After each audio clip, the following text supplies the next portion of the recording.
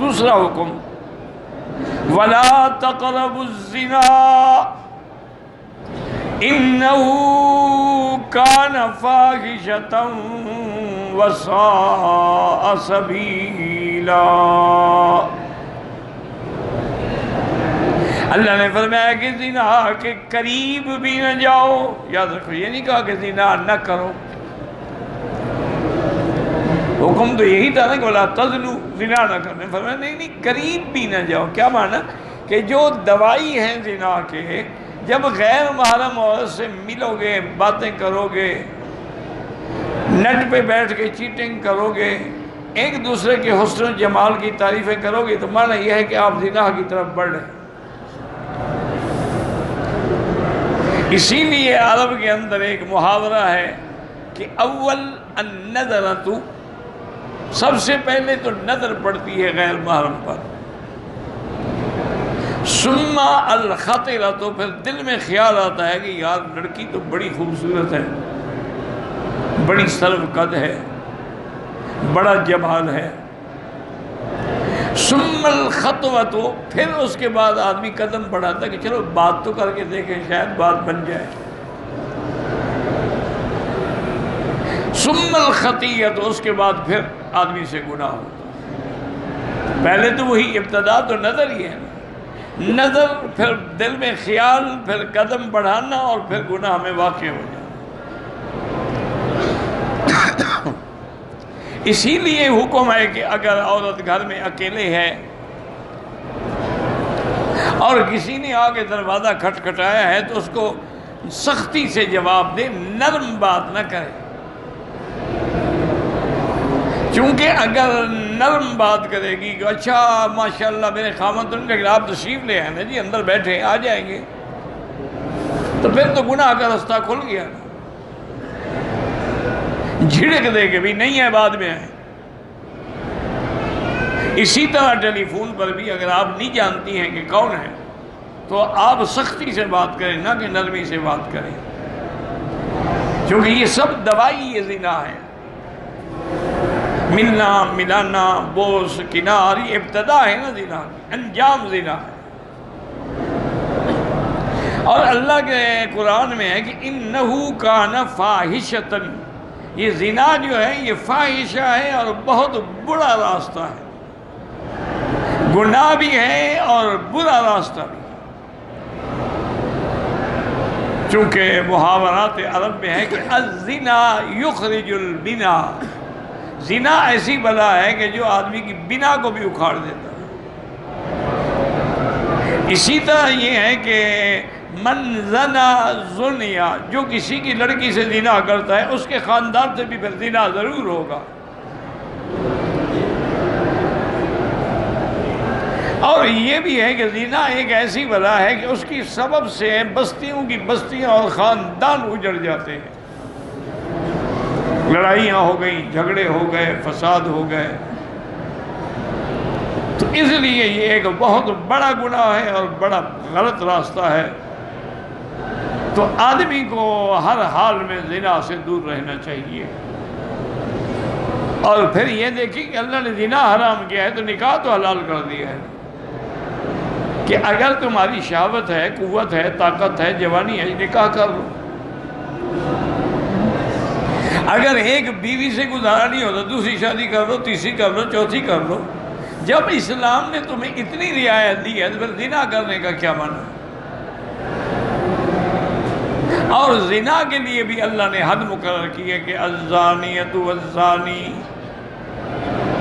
اگر زانی مرد اور عورت دونوں کنوارے ہیں، فجلدوا کل واحد منہما 100 جلدہ، ایک 100 کوڑا مارا جائے۔ اور اگر دونوں شادی شدہ ہیں تو اس کی سزا کیا ہے؟ الرجم۔ الشیخ والشیخۃ اذا زنیا فرجموہما البتۃ نکالا من اللہ، شادی شدہ مرد یا شادی شدہ عورت اگر زنا کریں دونوں کو رجم کا کیا معنی ہے؟ یعنی گڑھا کھود کے کھڑا کریں، پتھر مار مار کے مار ڈالیں۔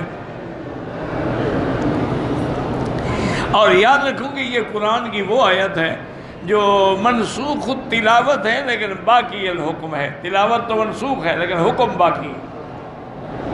بعض اوقات یہ ہوتا ہے کہ حکم منسوخ ہے لیکن تلاوت باقی ہے. جیسے کہ اللہ نے پہلے میرے مدنی کو تہجد کا حکم دیا کہ آدھی رات تہجد پڑھیں، 2 حصے پڑھیں، 1 حصہ پڑھیں. بعد میں حکم کو منسوخ کر دیا کہ فَقْرَؤُوا مَا تَيَسَّرَ مِنْهُ، جتنی توفیق ہو اتنی پڑھ لو. لیکن قرآن میں آیت پڑھی جاتی ہے، حکم نہیں، منسوخ ہو چکا ہے. تو رجم کی آیت جو ہے وہ منسوخ تلاوت تو ہے لیکن حکم باقی ہے. اس لیے حضور پاک نے بھی اپنی زندگی میں رجم کا حکم دیا، خلفائے راشدین نے بھی رجم کا حکم دیا. اور ساتھ قرآن دوسری جگہ یہ بھی کہتا ہے کہ الزانیۃ لا ینکح الا زان والزانی لا ینکح الا زانیۃ او مشرکہ، کہ زانیہ عورت جو ہے وہ زانی مرد کو پسند کرتی ہے، اور زانی مرد جو ہے وہ زانیہ عورت کو پسند کرتا ہے. چونکہ ہم جنس ہوں گے نا، ایک دوسرے سے تبھی وہ انجوائے کر سکیں گے نا.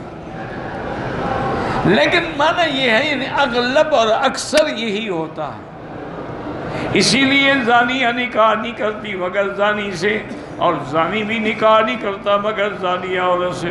کبھی کبھی غلط بھی ہو جاتا ہے، شریفوں کے گھر میں بھی برے آ جاتے ہیں اور برے آدمی کے گھر میں بھی نیک بیوی آ جاتی ہیں. تو وہ کبھی ہو جاتا ہے لیکن قاعدہ یہی ہے کہ زانیہ زانی کو پسند کرے گی اور زانی زانیہ کو پسند کرے گی. یہ دوسرا حکم. اور تیسرا حکم اللہ نے دیا وَلَا تَقْتُلُوا النَّفْسَ الَّتِي حَرَّمَ اللَّهُ إِلَّا بِالْحَقِّ، کسی انسان کو قتل نہ کریں ہاں مگر حق. حق کا کیا بنا کہ قصاص میں قتل کیا جائے، اگر قتل کرے گا تو قتل ہوگا، یا اسلام سے نکل کے مرتد ہو جائے اس کی سزا بھی قتل ہے، یا شادی شدہ مرد عورت نے زنا کیا تو ان کی سزا بھی رجم اور قتل ہے. اس کے علاوہ جو ہے اور کسی کو قتل کی اجازت نہیں ہے. اور یہ بھی ایسے حالات ہیں کہ اگر پیش آئیں تو حکومت وقت فیصلہ کرے، ہر بندہ خود نہ فیصلہ کرے. وَلَا تَقْتُلُوا النَّفْسَ الَّتِي حَرَّمَ اللَّهُ إِلَّا بِالْحَقِّ وَمَنْ قُتِلَ مَظْلُومًا فَقَدْ جَعَلْنَا لِوَلِيِّهِ سُلْطَانًا. اللہ نے فرمایا جو بندہ مظلوم قتل ہو جائے ہم نے ان کے اولیاء کو ایک حق دیا ہے، کیا کہ وہ دیت لے سکتے ہیں، وہ قصاص میں اس کا قتل کا مطالبہ بھی کر سکتے ہیں. اور اس کے بعد یہ بھی فرمایا فَلَا يُسْرِفْ فِي الْقَتْلِ، اور قتل میں اسراف نہ کرو. کیا مانا کہ ٹکڑے ٹکڑے کرو، مسئلہ کرو، زبان کاٹ دو، آنکھیں نکال دو، تو یہ بھی ظلم ہے. إِنَّهُ كَانَ مَنْصُورًا، اس کے ولی جو ہیں قاتل کے ان کی اللہ کی طرف سے مدد ہوتی ہے، شرعاً بھی اور قانوناً بھی ان کی مدد ہوگی، اور انجام یہی ہوگا کہ تمہیں اس کا بدلہ دینا ہوگا. واللہ اعلم.